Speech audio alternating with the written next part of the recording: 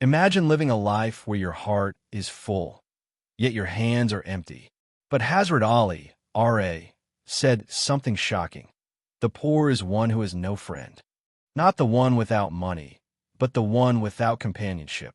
Tonight's story will punch you right in the soul. It's the story of a young man so lonely he believed Allah himself had forgotten him, until one winter night, when a crying child in a dark alley changed every breath he would ever take. What happened next will make your chest tighten, your eyes burn, and your faith wake up. Stay till the end, because this story is not just a story. It's a reminder of the friend you're still waiting for, and a mercy that may already be knocking on your door. The man with no friends, until Allah sent him one. On a cold winter night in a small forgotten town, a young man named Horace walked alone through the empty streets, feeling the weight of a loneliness he had carried his entire life. A loneliness that felt like a shadow living inside his chest, suffocating him even when he smiled. And deep inside he believed that he was cursed, because no matter how hard he tried, no one ever stayed long enough in his life to call him a friend. And every night he remembered the words of Hazrat Ali, the poor is one who does not have any friend. And Horace would whisper to himself, then I am the poorest man on earth. And this thought broke him in ways no one ever saw, for the world only saw a quiet young man who worked at a small repair shop, fixing radios and phones for people who didn't even remember his name. But inside him lived storms no one knew about. And one night as he locked his shop, he heard a faint cry echoing from the alley behind him, a trembling sound filled with fear. And though Horace was afraid, he walked toward it, and there he found a little boy, no older than 6, sitting in the shadows with bruises on his arms and tears rolling down his cold cheeks. And the boy whispered, please, don't leave me. And something inside Horace cracked open, as if Allah had placed this moment before him to test the emptiness of his heart. So he took the boy's hand and asked him what happened. And the boy said his name was Rami, and that he had been abandoned by his stepfather, left behind as if he were nothing but dust.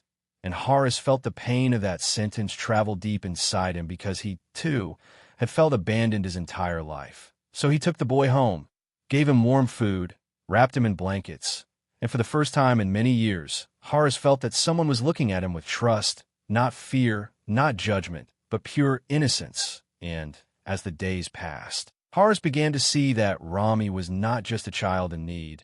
He was a mirror reflecting Horace's own wounds, forcing him to face the truth that his loneliness had not come from the world but from the walls he had built, walls so high that no one could climb.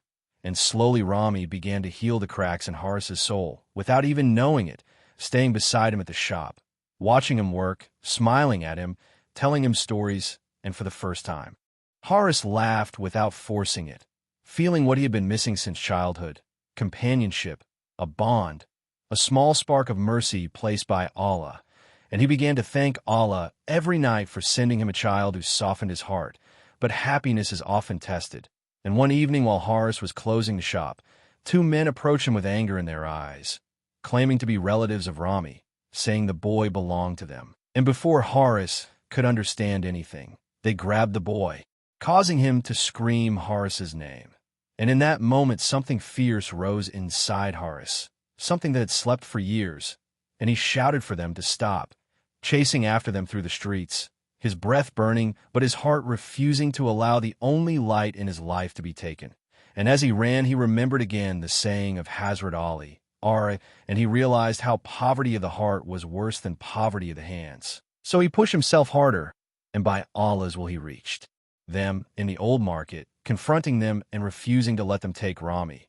And when they tried to fight him, a group of shopkeepers, people who had visited Horace's repair shop for years, stepped out to help him, surprising Horace because he had always believed he was invisible to the world. Yet tonight these strangers stood with him, protecting him, defending the child he loved. And when the men fled into the darkness, Horace fell to his knees with Rami in his arms, crying not because he was afraid, but because for the first time he realized he was not alone, that Allah had been sending him people all along, but his heart had been too closed to see them. And as he looked at Rami, he whispered, maybe I am not poor anymore. And the boy hugged him tightly, and life slowly transformed after that night. The townspeople invited Haris to sit with them, share meals, speak, laugh, and he found himself surrounded by the very thing he thought he never deserved. Friends, real friends, people who cared. And as the years passed, Haris adopted Rami legally, raising him with love, teaching him Deen, taking him to the masjid. And even though life still had challenges, Haris never felt that old emptiness again. And every night he told Rami a story before bed, ending with the same line, "A man is never poor if Allah gives him a friend." And Rami would smile and say, "And Allah made you my friend first." And that simple sentence healed every broken piece inside Haris, proving that one act of kindness can change a life. One moment of mercy can rewrite destiny. And one heart softened by Allah can turn loneliness into love. And whenever Haris passed by his old reflection in shop windows or quiet streets where he once walked alone, he would whisper to himself, "The poor is not the one without money. The poor is the one without a friend." And now, because Allah brought one child to his doorstep, Haris had a family, a community, and a peace he once thought would never belong to him.